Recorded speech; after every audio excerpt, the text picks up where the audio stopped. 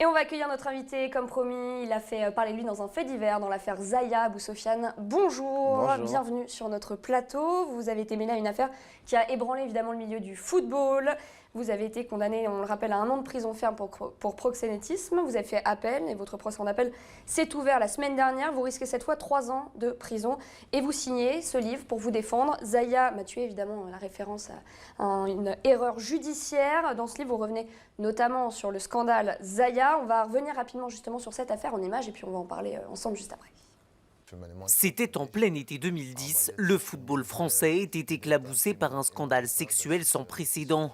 Le 20 juillet, les footballeurs Karim Benzema et Franck Ribéry sont mis en examen puis en garde à vue pour sollicitation de prostituées mineures avant d'être relâchés. C'est l'explosion de ce qu'on appelle alors l'affaire Zaya. On leur reproche de s'être payé les services de Zaya Dehar, une escort girl mineure au moment des faits. Quelques mois plus tôt, en avril 2010, la jeune femme faisait déjà la une de Paris Match, où elle affirmait avoir eu des rapports sexuels tarifés avec Franck Ribéry et Karim Benzema. La médiatisation d'une enquête ouverte en décembre 2009 au cœur du Zaman Café à Paris, à la suite d'un renseignement anonyme visant Abou Sofiane Moustaïd. Le jeune homme était accusé d'avoir joué un rôle d'entremetteur rétribué entre des prostituées et des clients. Aussi visés, les frères Georges et Elie Farhat qui géraient le Zaman Café, lieu alors connu pour être fréquenté par des prostituées. Leurs peines, comme celles requises contre Abou Sofiane Moustaïd, viennent d'être alourdies par l'avocat général. Du côté des deux stars du ballon rond, 2 types de défense se sont affrontés. Franck Ribéry a admis avoir eu des relations sexuelles avec l'escort girl, mais a toujours démenti lui avoir versé de l'argent. Il a aussi toujours défendu ne pas savoir qu'elle était mineure. Karim Benzema, lui, a nié l'ensemble des faits qui lui étaient reprochés. La défense des sportifs a payé puisque Karim Benzema et Franck Ribéry ont été relaxés en janvier 2014. Voilà, les joueurs de foot innocentés. Vous avez dit parmi la liste des clients donc de Zaya, il y avait de nombreux noms que vous ne citez pas forcément. Elle n'en a cité que 3 finalement, Sidney Govou, Franck Ribéry et puis Karim Benzema. Vous dites qu'il y en avait d'autres. Pourquoi, à votre avis, elle n'a cité que ces noms-là? Ah non, pas du tout. Zaya a cité beaucoup plus de noms que ça, sauf que la police judiciaire, les enquêteurs ont retenu que ces 3 noms-là. C'est-à-dire que lors de sa garde à vue, Zaya a cité plein d'autres noms. Et vous les connaissez ces gens-là ou pas? Est-ce que vous connaissez ces noms? Il y a bien sûr, je les connais ces noms-là, puisqu'il y a des gens, des célébrités, d'ailleurs j'en parle, je fais allusion, je donne des petites descriptions, mais... Notamment une star des années 80 qui a été inquiétée par la justice? Entre autres, mais il n'y a pas que, bon ça c'est facile, mais je veux dire, il y a des gens vraiment aujourd'hui, je parle aussi d'un animateur qui a le vent en poupe. Pourquoi vous ne dites pas de nom? Parce que déjà, premièrement, j'ai pas envie d'avoir des diffamations, et puis il y a des gens aussi auxquels, non pas que j'ai peur directement, mais j'ai pas envie d'avoir aussi des représailles. Parce qu'aujourd'hui, j'ai envie de revenir aussi dans le milieu de la télé et des gens qui ont la main mise, qui ont le bras long et donc effectivement, je me protège. Donc voilà, mais c'est ce que j'explique dans le livre, c'est que tout se sait un jour. Donc même si moi je ne le dis pas, peut-être que tu as un magazine People ou une émission qui va peut-être trouver les noms. Qui sortira les noms, oui. Bien sûr. Vous donnez quelques indices. Pour revenir sur Zaya, vous la présentiez à des célébrités. Vous dites que vous alliez souvent dans des clubs parce que vous étiez un homme de la nuit. En tout cas, vous la présentiez à beaucoup de gens. Ça paraît un peu difficile de croire que vous ignoriez toutes ses activités. Si vous passiez autant de temps avec elle, elle devait se confier à vous. Je n'ai jamais dit que j'ignorais son activité. J'ai précisé... Ah si, vous dites que vous ne saviez pas qu'elle était escort girl. Non, je précise dans le livre, si vous l'avez bien lu, je dis que Zaya, lorsque je l'ai connue, je ne savais pas qu'elle était prostituée. Voilà. C'est au bout de 2-3 mois que je me suis rendu compte qu'elle se prostituait. Et quand vous avez découvert qu'elle faisait rétribuer, vous l'avez confrontée, vous lui avez posé des questions, parce que vous parlez d'elle comme d'une amie dans votre livre. Oui, alors oui, justement, parce que justement, quand j'ai découvert qu'elle était prostituée, le problème, c'est qu'il y a eu un laps de temps qui s'est écoulé. Et pendant ce laps de temps, j'ai créé des vrais liens d'amitié avec elle. Il était hors de question pour moi, et question de principe et de logique, de me dire, étant donné qu'aujourd'hui je découvre que tu es une prostituée, je te renie, c'est pas possible. C'est comme si demain, j'ai un très bon ami à moi qui me dit qu'il est homosexuel. Je vais pas le renier parce qu'il est homosexuel. Je ne juge pas la personne parce que, par rapport à ses croyances religieuses ou ses croyances politiques ou peu importe, je juge la personne pour ce qu'elle est. Et Zaya, c'était mon amie. C'est la raison pour laquelle, effectivement, j'ai pris mes distances à un moment donné, mais c'était toujours mon amie. C'était votre amie, mais vous parlez d'elle comme, en gros, corrigez-moi si je me trompe, mais comme d'une cruche qui n'est pas capable d'aligner 3 mots. Oui. Vous êtes un peu dur avec votre ami. Je ne suis pas dur. C'est juste que je parle de Zaya, qui était mon ami. Je parle à l'imparfait, donc au passé, Oui. d'accord? Au moment des faits. C'était votre Au ami, moment des quand faits. vous la Le trouviez livre, je l'ai fait après après les faits. Donc effectivement, je dis la vérité, c'est que Zaya était une ingrate, elle n'est pas reconnaissante, parce que la seule personne sur Terre qui sait que je ne suis pas son proxénète, c'est Zaya elle-même. D'accord? Et la seule personne sur Terre qui sait que sa fille était mineure et qu'elle se prostituait, c'était sa mère. Or, sa mère n'a jamais été inquiétée. Alors, j'aimerais bien qu'on m'explique aussi. Vous dites que vous préparez votre revanche maintenant loin d'elle, vous n'avez plus de contact avec elle, et pourtant vous parlez énormément d'elle, évidemment, dans votre livre, c'est cette fameuse affaire. C'est une façon de vous venger ou pas? Non, ce n'est pas une vengeance. Parce que d'ailleurs, c'est ce que j'explique dans l'introduction, je dis que je lui pardonne. Donc, je suis quelqu'un qui n'est pas rancunier. Pourquoi? Parce qu'aujourd'hui, je ne fais pas ce livre pour dire ouais, j'ai la haine contre Zaya. Je n'ai pas la haine contre Zaya. Je suis déçu. Je suis déçu de Zaya et je lui en veux un petit peu. Je lui en veux pour son silence.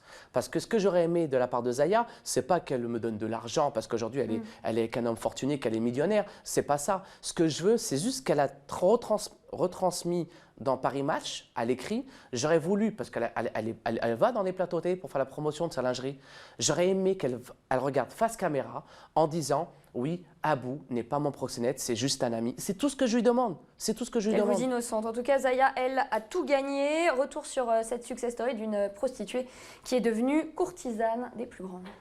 C'est une success story atypique, presque à l'ancienne, de courtisane à égérie. Enfant et adolescente défavorisée, en quelques années, Zaya Dehar est parvenue à tirer son épingle du jeu.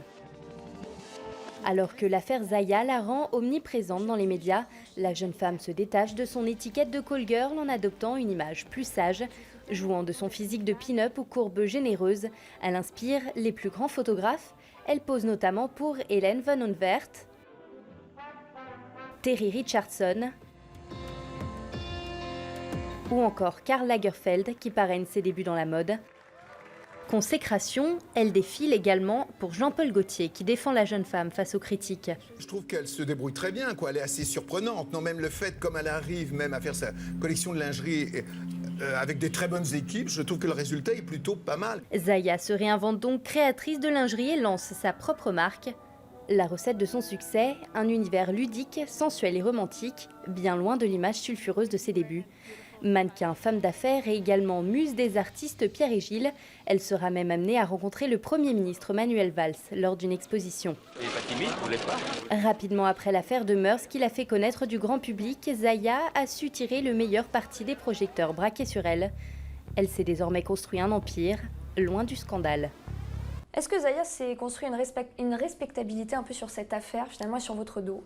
Bah, quand je vois ce reportage, je suis dégoûté, non pas de Zaya, mais des médias. Parce que c'est les médias qui ont fait d'elle. Là, je vois une émission où on entend Jean-Paul Gaultier dans le Grand 8, où il parle de Zaya, où d'ailleurs le Grand 8 a reçu Zaya, et je peux le dire clairement et ouvertement. Mon attaché de presse a contacté le Grand 8 pour faire l'émission, pour ma promotion du livre, et la programmatrice a répondu clairement à mon attaché de presse qu'elle ne pouvait pas me recevoir parce que ses chroniqueuses ont bien aimé Zaya. Alors aujourd'hui, on parle d'une liberté d'expression en France. Je suis Charlie, d'accord, je viens de Charlie, mais à ce moment-là, il faut me donner la liberté de m'exprimer. Quand bien même, je suis accusé ou pas, aujourd'hui, il faut savoir une chose, c'est qu'on est en France. À partir du moment où j'ai été accusé de proxénétisme, il y a une condamnation, que j'ai fait appel à cette condamnation, je suis présumé innocent. Je ne suis pas condamné. Et toutes les personnes qui diront que je suis le proxénète de Zaya, ces personnes-là sont dans la diffamation. C'est la raison pour laquelle aujourd'hui, je dis, aujourd'hui, il y a le bénéfice du doute, on est dans un pays laïque et de liberté d'expression. Je remercie les médias comme vous qui me reçoivent pour pouvoir m'exprimer, mais il y a des médias, comme là en l'occurrence on parlait du Grand 8, qui, sous prétexte que les chroniqueuses aiment Zaya, on me reçoit pas, mais ça veut dire quoi ça? Ça c'est leur droit, Abou Sofiane. Oui, mais c'est pas une justification. Si on peut arrêter de parler de Zaya juste Oui. 30 secondes, puisque vous parlez également d'autres personnalités. Dans votre livre, vous avez croisé énormément de gens, dont le célèbre Christophe Rocancourt, que vous dépeignez bien comme un escroc, qui a des dettes à peu près partout. Il vous a même demandé de l'argent. Oui. Vous lui en avez donné, mais il venait d'où cet argent? Ah bah, c'est une amie qui vous l'a prêté, c'est ça? Exactement. C'est une grosse somme quand même. Non, parce que... C'était plusieurs milliers d'euros. Ah non, non, non, vous avez mal lu le livre, Ah, je crois c'est pas. pas bien. Je crois pas. Il y a eu 6 000 euros qui étaient en... C'est une belle somme. 6 000 € en plusieurs fois. C'était une première fois 1 000 €, puis 1 500 €, plus la dernière fois, un dernier chèque qu'une amie m'a fait de 2 500 €, que je lui dois toujours, c'est ce que j'explique dans le livre. Donc, effectivement, et d'ailleurs, il a été très fort, puisque sur le dernier chèque, je lui dis, écoute, je t'ai déjà prêté 3 500 €, donc comment tu vas faire pour me rembourser? Il me dit, tiens ma carte d'identité, en échange, dans 2 jours, tu auras ton argent.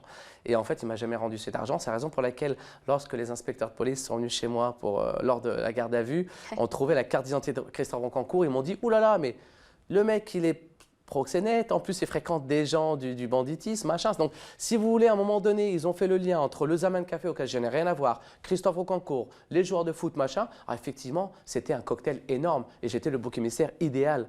Le petit Robeux qui vient de Lyon, qui côtoie les Roncancourt, qui côtoie les Ornec, qui est proxénète. Ah ben c'est parfait, c'est lui, le coupable. C'est une amitié que vous regrettez peut-être, mais vous avez rencontré également d'autres figures politiques que vous ne regrettez pas spécialement, dont les femmes de la famille Le Pen, Yann, Marine et Marion Maréchal Le Pen. Ça a été repris pas mal par la presse aujourd'hui, parce qu'il y a un passage donc, sur Marion Maréchal Le Pen. Vous dites que vous auriez pu avoir une histoire avec elle s'il n'y avait pas eu l'affaire Zaya. C'est quoi votre intérêt de raconter ça maintenant? Vous n'avez pas peur d'avoir un petit message? Juste que les choses soient claires entre nous. Le livre Zaya m'a tué, je l'ai écrit il y a 2 ans. D'accord, pour que certaines personnes ne disent pas oui, il veut faire du buzz ou quoi que ce soit. Ce livre-là, je l'ai écrit il y a 2 ans. J'avais ce projet de livre il y a 4 ans. J'ai eu énormément de mal à trouver un éditeur parce qu'apparemment, le compagnon Zaya a le bras long et que les gens ont eu peur de lui. J'ai fait ce livre-là il y a 2 ans et il sort aujourd'hui. Il y a 2 ans, Marion Maréchal Le Pen n'était pas encore députée, ou du moins elle venait de l'être, donc il n'y avait pas le buzz de la famille Le Pen. Ça, c'est une première des choses. La deuxième des choses, effectivement, Yann Le Pen, la maman de Marion Maréchal Le Pen, donc la sœur de Marine Le Pen, était une amie que j'ai connue dans un établissement de nuit, et donc qui est devenue une amie, et qui par la suite est venue avec Marion Maréchal Le Pen à mon anniversaire, avec qui j'ai eu des affinités, on a échangé nos numéros, on a commencé à se connaître. Et à une autre soirée, dans un autre établissement, il y a eu Marine Le Pen avec qui j'ai sympathisé, que j'ai trouvé que c'était une personne adorable. Avec qui vous avez chanté la bohème. Exactement, j'ai chanté avec elle parce qu'en fait, Yann Le Pen a expliqué à Marine que j'avais fait l'émission La Nouvelle Star. Et donc à ce moment-là, Marine a sauté en disant « j'adore chanter ». Et donc elle a commencé à faire un acapella de Charles Aznavour, la bohème, et j'ai chanté avec elle. Et on a passé un moment magique, magnifique, et je l'assume totalement et je ne le regrette pas. Et elle m'explique elle-même, quand je lui ai expliqué pourquoi elle était aussi dure avec les Maghrébins et les gens issus de l'immigration, elle m'a répondu tout simplement « c'est de la politique ». Voilà. Et donc, je pense qu'à un moment donné, il y a une certaine intelligence de cette personne-là, puisqu'elle sait faire différence entre la politique et les moments privés, puisque moi-même étant d'origine marocaine et de confession musulmane, elle ne m'a pas pris de haut, au contraire, on a chanté ensemble, on a discuté. Et la preuve, c'est que sa nièce, Marion Maréchal Le Pen, m'avait donné son numéro, j'ai échangé avec elle. Sa sœur Yann était une amie. Donc voilà. Donc vous avez fait beaucoup de rencontres pendant toutes ces nuits, vous Sofiane. Vous êtes calmée maintenant ou pas? Vous sortez moins? Je ne sors pas du tout. Vous ne sortez plus du tout. Merci d'être venu sur notre plateau. On le rappelle, votre livre Zaya m'a tué est déjà disponible.